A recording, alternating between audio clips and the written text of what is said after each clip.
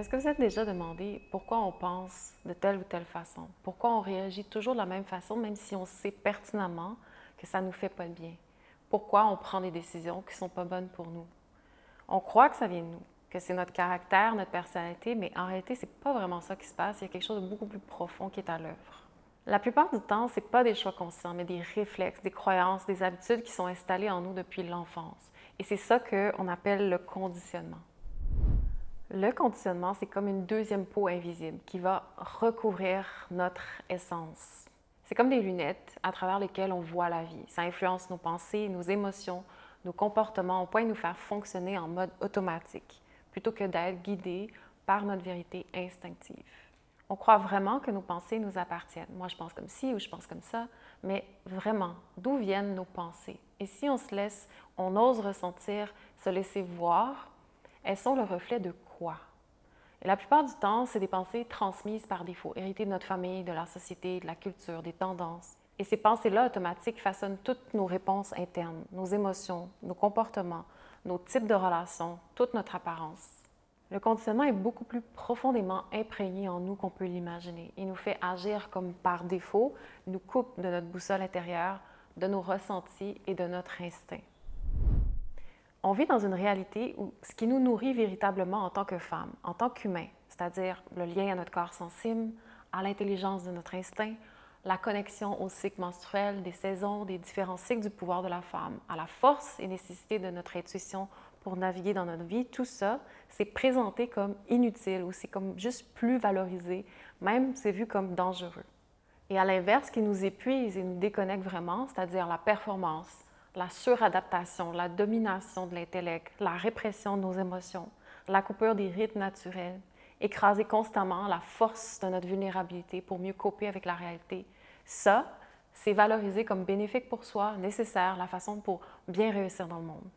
Quand on prend juste un recul, et c'est ça qui apparaît de plus en plus quand on commence à revenir dans son corps, quand on initie, on entreprend le chemin de guérison, le conditionnement crée vraiment une confusion profonde à l'intérieur de nous.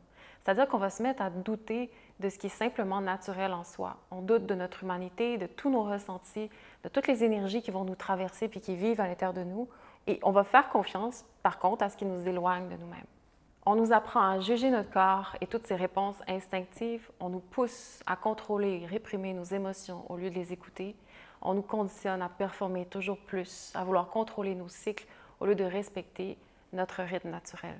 On grandit dans une culture qui valorise par-dessus tout le feel-good immédiat, où l'intellect est glorifié comme un dieu, chacune de nos pensées et sur quoi on s'accroche pour savoir les choses et se convaincre.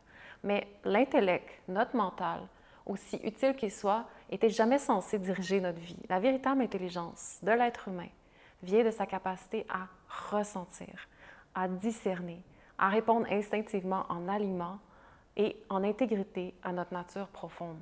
Et cette intelligence-là, elle prend racine dans les premiers chakras ou centres énergétiques de notre corps, qui sont logés dans le bassin, dans le womb ou notre utérus, notre fondation de notre réel pouvoir en tant que femme, où se trouve notre énergie créatrice vitale sexuelle, notre énergie primale branchée à l'intelligence profonde de notre humanité. Quand on inverse cet ordre-là, on perd nécessairement notre boussole interne. Nos instincts naturels sont donc bloqués, nos réponses instinctives s'accumulent dans le corps sous forme de tension. Et petit à petit, on se déconnecte de notre vrai pouvoir inné, de qui on est vraiment. Pour mieux comprendre, on va juste prendre un moment pour revenir à notre fonctionnement interne. Parce que, normalement, le corps humain est conçu pour répondre aux menaces, aux dangers, aux situations qui viennent à nous par un mécanisme très simple, fight or flee, c'est-à-dire se battre ou faire face à la situation ou fuir. Le meilleur exemple, c'est comme un animal qui, face à un danger, va mobiliser son énergie, agit immédiatement, conséquemment, et relâche ensuite par après la tension une fois que la menace est passée. Donc, son système nerveux il revient à un état naturel d'équilibre et toute l'énergie qui a été mobilisée pour gérer la situation est naturellement relâchée.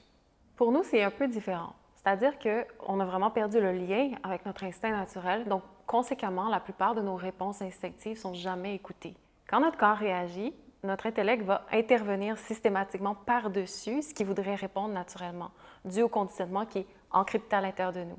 Donc, on va avoir comme des réponses, on va dire genre « Ah, c'est pas correct comment je me sens » ou « Comment je voudrais répondre » ou « C'est pas logique si je réponds de cette façon-là ». Il y a comme toujours inconsciemment un endoctrinement qui dit « il ne faut pas se sentir comme on se sent ».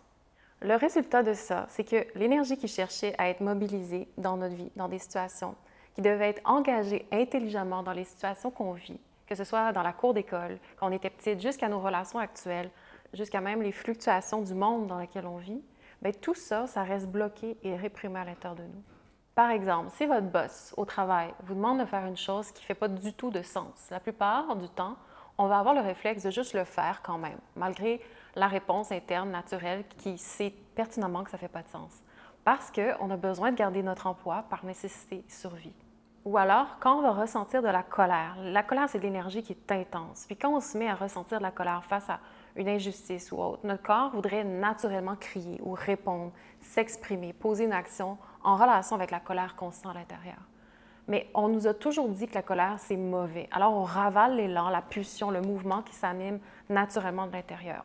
On ne s'en rend pas compte, mais on fait systématiquement ce mouvement de réprimer vers l'intérieur l'énergie qu'on sent. Donc cette énergie va forcément rester coincée en nous. Et à force de répéter toujours et toujours et toujours ce mécanisme où on réprime et on tasse et on squeeze la nature, de réprimer loin, loin, loin la nature en nous, ça crée des tensions qui s'accumulent et s'accumulent dans les tissus de notre corps.